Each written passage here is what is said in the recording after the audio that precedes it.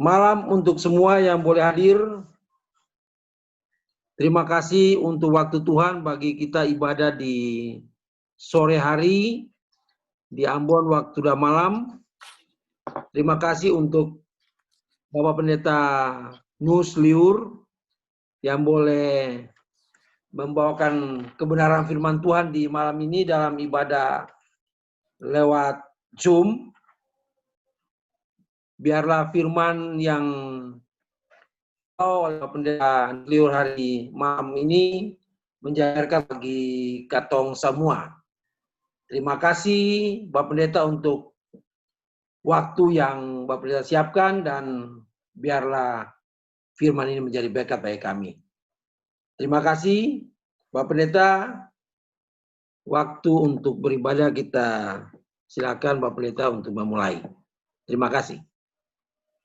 Oke, Bapak Ibu, kita awali dengan nyanyi Kidung Jemaat 64, bait 1 dan bait yang kedua. Kita nyanyi di tempat masing-masing, saya akan pandu dengan musik.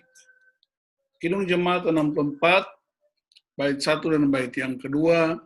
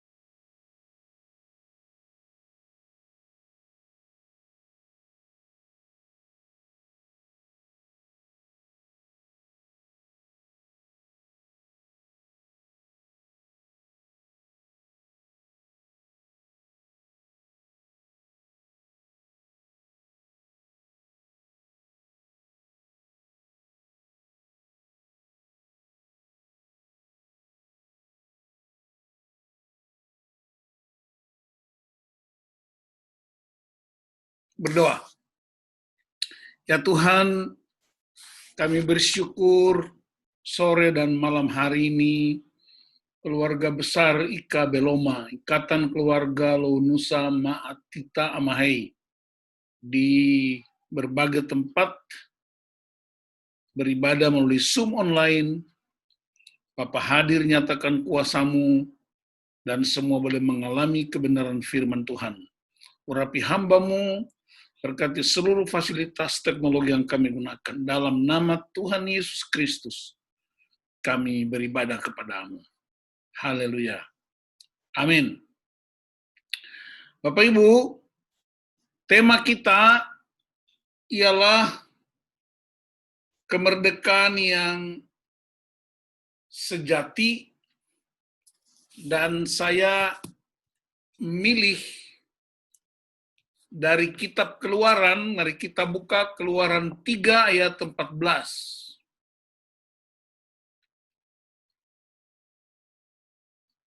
Keluaran 3 ayat 14.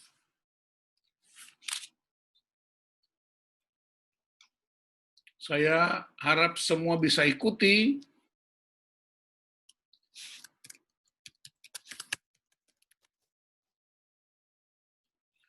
Keluaran 3 ayat 14, firman Allah kepada Musa, Aku adalah Aku.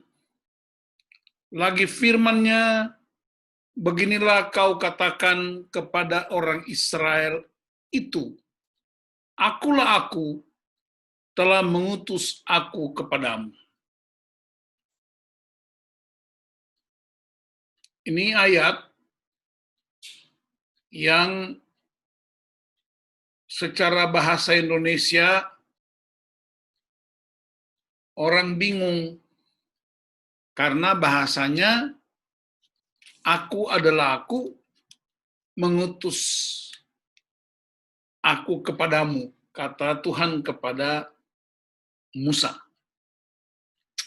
Nah, saudara-saudara, ayat ini ucapan Tuhan kepada Musa ketika Israel sedang berada dalam penindasan di Mesir oleh Raja Firaun.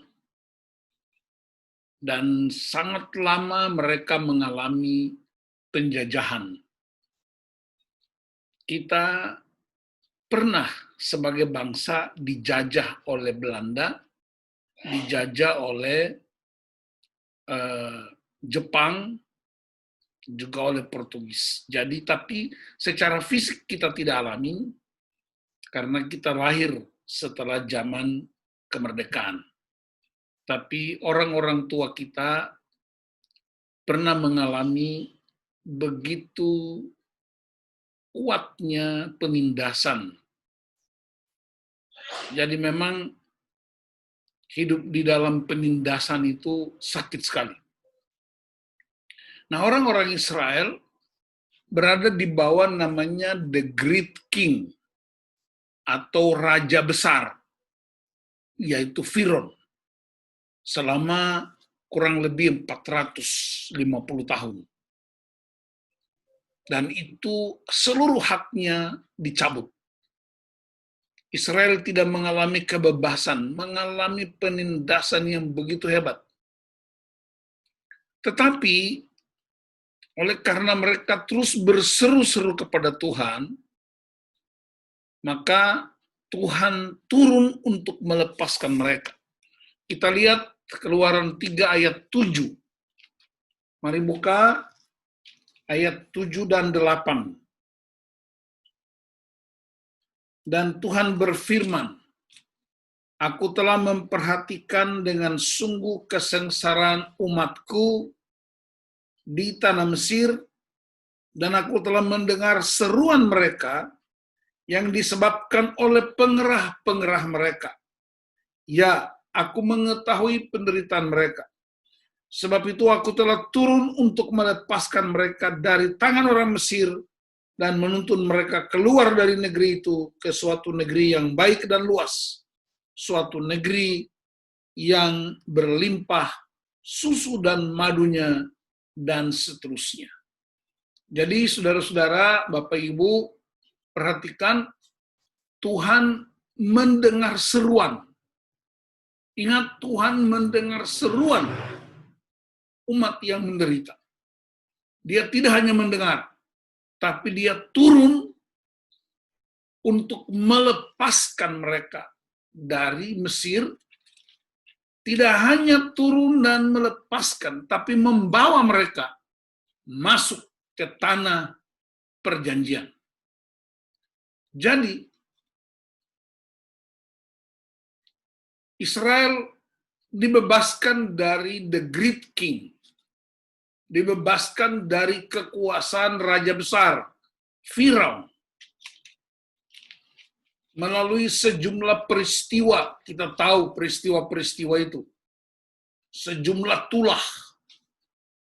Tetapi saudara-saudara, perhatikan, sekalipun mereka sudah keluar dari Mesir, mereka nggak langsung masuk ke tanah perjanjian. Dan mereka masih putar-putar di padang gurun selama 40 tahun. Untuk apa ini?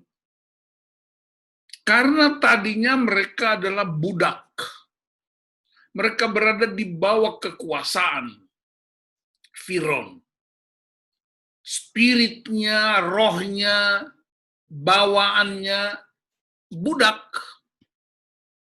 Padahal Tuhan mau bangsa ini jadi bangsa besar. Tuhan mau bangsa ini menjadi model. Dan karena itu Tuhan perlu 40 tahun untuk mengubah karakter mereka. Bangsa budak harus diubah menjadi bangsa merdeka, bangsa yang menjadi model buat bangsa-bangsa lain. Jadi dengan kata lain, buat kita, Tuhan juga seringkali ingin mengubah kita melalui sejumlah peristiwa. Dan saya percaya COVID ini bukan pemberian Tuhan. Ya, COVID ini bukan asal-usul dari Tuhan. Tapi dia bisa menjadi momentum bagi kita untuk berproses dari hidup kita yang lama menjadi lebih baik lagi. Nah, saudara-saudara, persoalannya ialah ketika Musa minta legalitas, Musa bilang sama Tuhan, kalau umat itu tanya siapa yang utus, dia bilang, kasih tahu umat itu, aku adalah aku. Bahasa Ibraninya, Ehye, Esher, Ehye. Ini nggak usah dihafal, saya juga tidak terlalu mengerti bahasa Ibrani. Tapi bahasa Ibraninya, Ehye, Esher, Ehye. Artinya, aku Allah yang menyertai masa lalumu, nenek moyangmu, Abraham, Ishak, Yakub. Aku juga Allah yang akan menyertai engkau dalam perjalanan, dan aku juga yang akan menyertai engkau di masa yang akan datang. Sehingga ketika Yesus lahir, dia disebut Immanuel, Allah menyertai kita. Itu penggenapannya Ehye, Esir, Ehye. Aku adalah aku. Tuhan mau kasih tahu bahwa aku tidak hanya mendengar kalian, tapi aku turun membebaskan. Tidak hanya turun membebaskan, tapi aku menuntun kalian. Tidak hanya menuntun, tapi aku membawa kalian masuk ke tanah perjanjian itu. Jadi Allah ikut bertanggung jawab atas umat pilihannya. Pertanyaannya, apakah Israel bebas 100% dari Mesir? Ya. Tetapi ingat, mereka bebas dari the Great King, bebas dari Raja Firaun, tapi mereka masuk lagi jatuh ke dalam yang namanya kekuasaan ilahi, suzerain ilahi. Jadi mereka bebas dari the Great King, tapi mereka masuk ke dalam kekuasaan ilahi. Jadi tidak bebas sepenuhnya. Hanya bedanya kalau di Firaun mereka tidak bebas. Kekuasaan Firaun itu kekuasaan yang mematikan. Kekuasaan Firaun itu kekuasaan yang menghina. Kekuasaan Firaun itu kekuasaan yang menyepelekan, mengabaikan. Tapi kekuasaan Tuhan, kekuasaan yang menghidupkan, kekuasaan yang membebaskan, kekuasaan yang hidup dalam kehidupan yang berkelimpahan. Itu sebabnya Yesus berkata, iblis datang untuk mengambil dan menghancurkan, tapi aku datang untuk memberikan hidup dan hidup yang penuh kelimpahan. Jadi, perhatikan saudara-saudara, kekristenan kita yang sehat itu tidak sekedar keluar dari perbudakan dosa, tapi kita ketika keluar dari perbudakan dosa, kita juga masuk ke dalam kekuasaan Tuhan, sehingga kita disebut budaknya Tuhan, hambanya Tuhan. Siapa yang berkuasa, dia menjadi Tuhan. Jadi orang yang suka bikin dosa, berarti tuannya iblis. Orang yang suka bikin kebenaran, tuannya adalah Yesus Kristus Tuhan, karena iblis itu adalah bapa dosa, Kristus itu bapa kebenaran. Ini penting supaya jangan sampai pikir kekristenan itu seenaknya. Kekristenan itu kekristenan yang bertanggung jawab. Iman Kristen tidak hanya bebas dari Mesir, tidak hanya bebas dari kuasa dosa, tetapi juga masuk ke dalam kekuasaan ilahi yang hidup menurut kuasa kerajaan Kristus di bumi. Nah, itulah sebabnya Rasul Paulus juga mengingatkan orang-orang di Galatia. Kita lihat misalnya di Galatia pasal 5 ayat 13. Mari kita buka Galatia 5 ayat 13. Di situ Rasul Paulus bilang apa? Saudara-saudara, memang kamu telah dipanggil untuk merdeka. Tetapi janganlah kamu mempergunakan kemerdekaan itu sebagai kesempatan untuk kehidupan dalam dosa. Melainkan layanilah seorang akan yang lain oleh kasih. Jadi kita sudah dapat kemerdekaan itu. Bukan sekedar dari penjajahan, tapi kita dapat kemerdekaan itu dalam Kristus. Kristus menebus kita, membebaskan kita. Dan karena itu kita memiliki kesempatan yang luar biasa. Hanya banyak orang mempergunakan kesempatan kemerdekaan itu untuk hidup dalam dosa. Justru harus hidup di dalam kasih. Perhatikan ayat bagian terakhir. Kemerdekaan itu, tetapi janganlah kamu mempergunakan kemerdekaan itu sebagai kesempatan untuk hidup dalam dosa. Tetapi layanilah seorang akan yang lain oleh kasih. Artinya kalau kamu hidup seorang diri, kecenderungan untuk jatuh itu sangat kuat. Maka ayat ini berkata, kamu harus hidup dengan orang lain. Ini yang disebut penjaga, brother keeper, sister keeper. Kita bebas secara individual, tapi kita juga adalah manusia sosial yang saling membutuhkan, saling memperhatikan, saling menopang, dan saling menegur.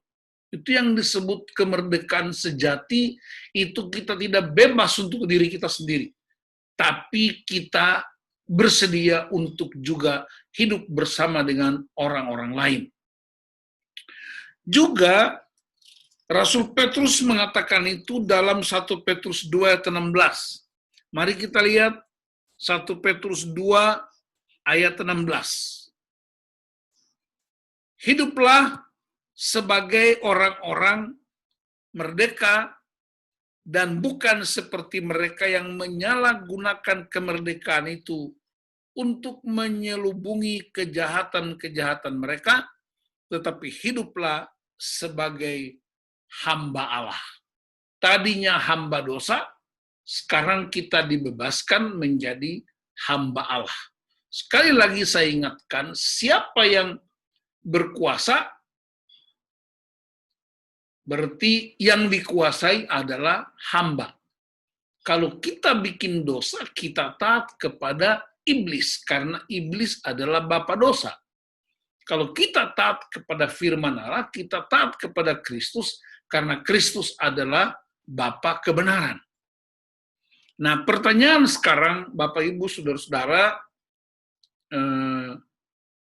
Ika Beloma, pertanyaannya ialah, kenapa sudah banyak orang jadi Kristen lama, udah begitu melayani, pelayanan yang begitu hebat, ya berdoa sungguh-sungguh, rajin baca firman, rajin doa, rajin kebaktian, begitu hebat sekali. Tapi kenapa masih punya kebiasaan-kebiasaan seperti di Mesir? Nah, saya ingin mengingatkan kita. Ya, saya punya pengalaman waktu berkhotbah di sebuah kota di China, namanya Shenzhen. Itu peserta ibadah itu pria semua, kurang lebih ada sekitar 150 orang. Lalu saya ajarkan mereka bagaimana caranya supaya kita bebas dari kuasa si jahat dan masuk ke dalam kuasa kebenaran. Lalu saya kasih ilustrasi tentang 2 orang pesumo. Saya kasih contoh waktu itu pesumo Jepang dengan berat badan 350 kg.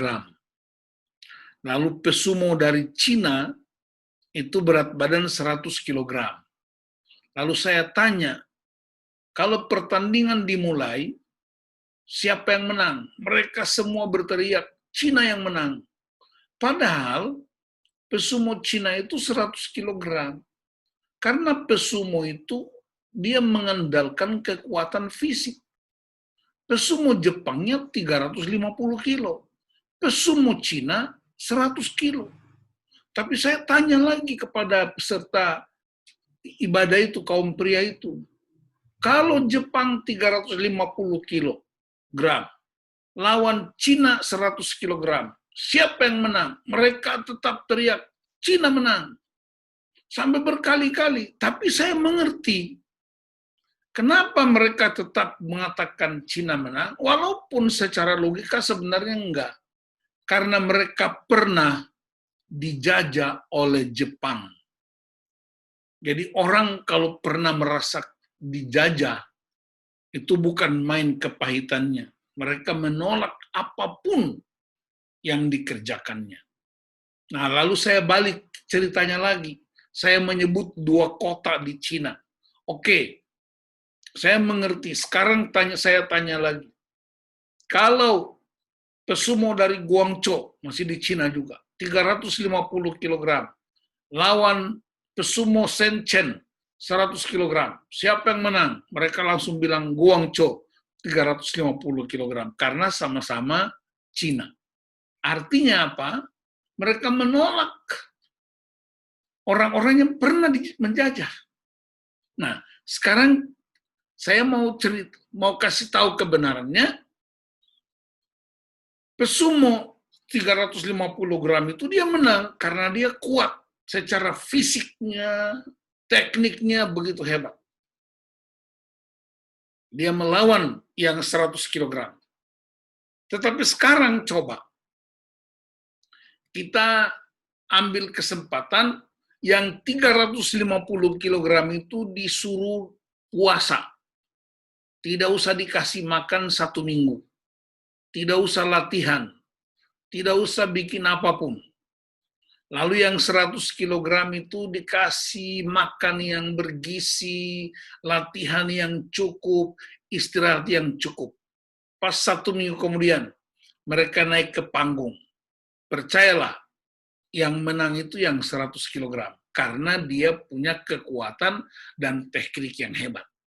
Nah, yang mau saya kasih tahu ialah, kalau kita punya kebiasaan memberi makan daging kita, roh kita, memberi makan kedagingan kita, ego kita, hawa nafsu kita, maka dia akan lebih kuat. Tapi kalau kita kasih makan roh kita, terus-menerus dan dagingnya dikasih puasa, tidak diberi makan dan tidak dipedulikan, maka kedagingan itu pasti kalah. Ya, keinginan daging itu kan hal-hal yang bertentangan dengan firman Tuhan. Tapi kalau kita terus dengan firman, kita doa, bersekutu, mengalami kemuliaan Tuhan, terus-menerus roh kita dikasih makan firman, ya dikasih makan kuasa kebenaran, terus-menerus dengan firman Allah, dengan doa, dengan persekutuan, maka pasti kita akan mengalahkan tipu daya dosa. Apalagi sekarang ini Bapak Ibu, dulu orang tua suka larang anak-anak main gadget. Suami istri seringkali baku marah gara-gara main teknologi. Sekarang Anda nggak bisa marah siapapun, nggak bisa halangi siapapun, karena semua teknologi itu kita butuh untuk keadaan sekarang. Anak-anak sekolah online, semuanya. Mulai dari TK sampai perguruan tinggi. Ibu-ibu mau Zoom, mau live streaming, perlu teknologi. Bapak-bapak juga begitu. Dan perhatikan, semuanya itu baik. Tapi mungkinkah penggunaan teknologi itu ada sisipan, ada selipan, ada iklan, ada hal-hal yang bertentangan dengan firman Allah, disitulah keputusannya. Keputusan untuk menolak.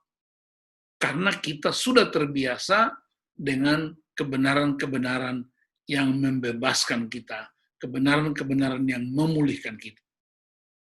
Karena itu, saya ingin simpulkan bahwa Tuhan tidak hanya bebaskan kita dari masa lalu, tapi Tuhan juga bekerja bersama-sama dengan kita di masa sekarang, dan bahkan Tuhan sudah mengalahkan masa depan. Sekarang dia berkata, aku adalah aku. Aku Allah masa lalu, aku Allah sekarang, dan I will be present there. Aku akan ada di sana. Dan itu digenapi dalam diri Yesus Kristus. Yang ketika dia lahir, dia disebut Immanuel, Allah menyertai kita. Yang kedua, kalau mau bebas sepenuhnya dalam kemerdekaan Kristen, iman Kristen, tidak ada yang bebas murni. Dia juga ada di bawah otoritas Tuhan. Kita bebas dari kuasa dosa, tapi kita ada di dalam ikatan perjanjian dengan Tuhan.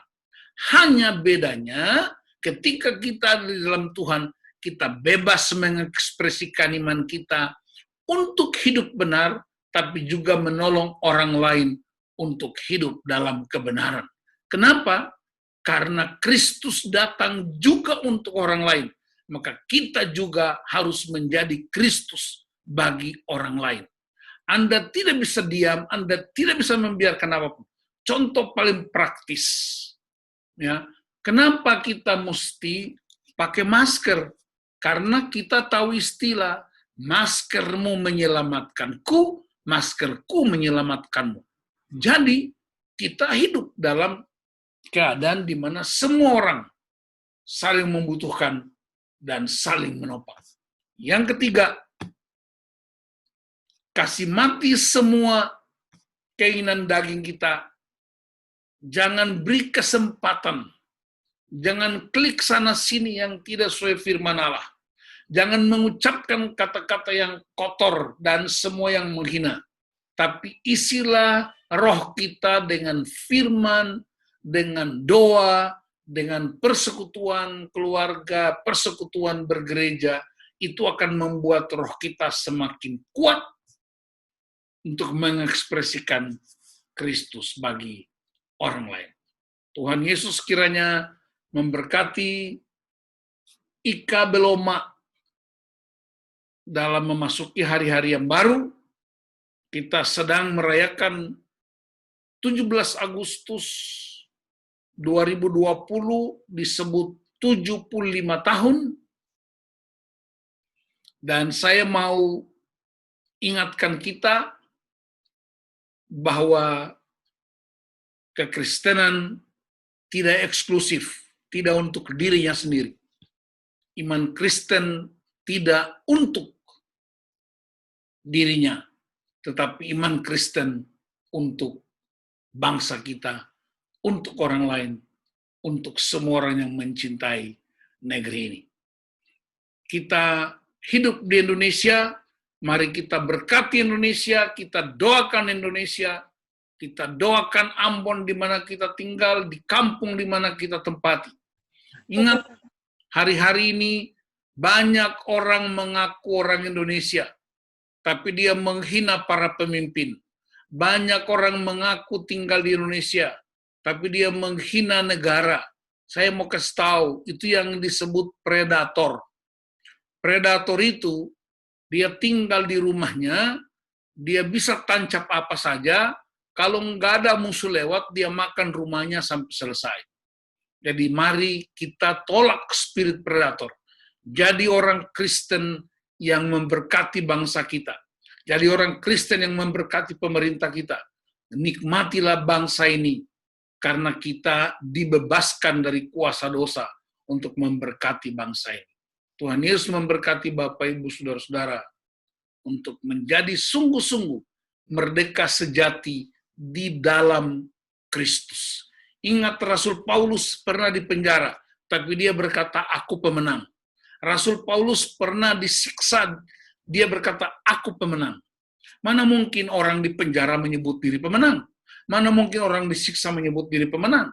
Yang dia maksudkan dengan pemenang ialah di mana tempat dia menginjakan kaki, Injil selalu ditancapkan. Di mana dia hadir, selalu dia bawa kabar baik. Itu yang disebut more than conquerors. Aku lebih dari pemenang. Jadi pemenang itu dia sanggup mengalahkan egonya, dia sanggup mengalahkan keinginan dagingnya, dan dia selalu bawa kabar baik di mana dia masuk.